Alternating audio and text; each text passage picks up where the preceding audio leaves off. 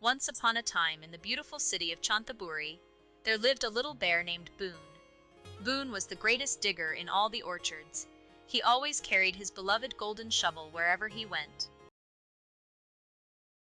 One day his best friend Molly, the rabbit, came running with an old torn map. She cried out that the Fruit King had disappeared.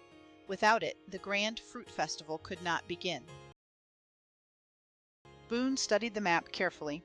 It showed 10 fruit orchards spread across Chanthaburi. Wise old Tortoise Pooh walked over with a gentle smile and told them that Chanthaburi is so rich because its soil and water are so good. Boon raised his golden shovel high and declared they would set off at sunrise. Rio the parrot swooped down from a branch and squawked joyfully that he would fly ahead and lead the way. Early the next morning, Boon and his friends set off on their journey. They arrived at the first mangosteen orchard, where tall trees hung heavy with deep purple fruits. Rio squawked that the mangosteen is truly the queen of fruits. Boon picked up a mangosteen and looked at it closely. He found a tiny carved symbol on its dark skin. Wise Tortoise Pooh tilted his head and nodded, saying this was surely the mark of the Fruit King. Molly's map began to glow with a soft light. A little star appeared, pointing to the next orchard. Everyone was so excited. Boon grinned wide and said they were getting closer to finding the Fruit King. Before they moved on, Tortoise Pooh taught everyone about mangosteens. He explained that a mangosteen tree takes 15 whole years to bear fruit. Boon nodded thoughtfully and said that good things are always worth waiting for. Their path led them to a wide rambutan orchard. The trees were full of bright red, hairy fruits glistening in the sun. Molly dashed right in, shouting with pure joy that it was the most beautiful thing she had ever seen. In the middle of the orchard stood an old wooden bridge over a stream. It looked worn and a little frightening. Boon carefully walked up to inspect it, then used his golden shovel to prop it up nice and sturdy. After crossing the bridge, they found a small wooden box hidden under a rambutan tree. Inside was a clue pointing to the next orchard. Rio read the message aloud: "Seek the golden yellow fruit with a fragrance that travels far." Tortoise Pooh nodded slowly with a knowing look.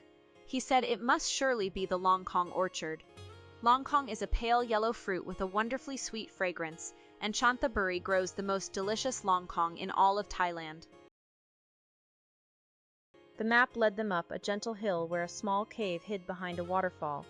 Boon stopped to listen to the rushing water with excitement in his eyes. Rio flew in ahead to explore first. Inside, the cave glowed with gentle golden light. The walls were carved with images of many fruits: durian, mangosteen, rambutan, longkong, and many more. Boon whispered in wonder that it was truly the most beautiful sight. At the very center of the cave stood a stone pedestal holding a glowing golden durian. It shimmered with warm light. Molly whispered that it was the Fruit King. Boon stepped forward slowly and carefully. The moment Boon touched the golden durian, a burst of light filled the cave. Soft music echoed all around them. Every star on Molly's map lit up at once. Tortoise Pooh spoke warmly, saying they had finally found the Fruit King. Boon carried the Fruit King back to the central orchard. The news spread quickly to every orchard across Chanthaburi. Animals of all kinds came running together. Everyone cheered with the greatest joy. The fruit festival began in grand style. Long tables overflowed with fruits of every kind: durian, mangosteen, rambutan, longkong, and so many more. The sweet fragrance floated through the entire orchard. Tortoise Pooh took to the stage to thank Boon and all his friends. He explained that Chanthaburi has such wonderful fruits because of its rich soil, clean water, and the loving patience of its farmers. Boon listened and felt deeply proud. That night, the sky was full of beautiful stars. Boon lay down on the soft grass and relaxed completely. He thought warmly of every orchard they had visited. Then he drifted off to sleep with a peaceful smile on his face.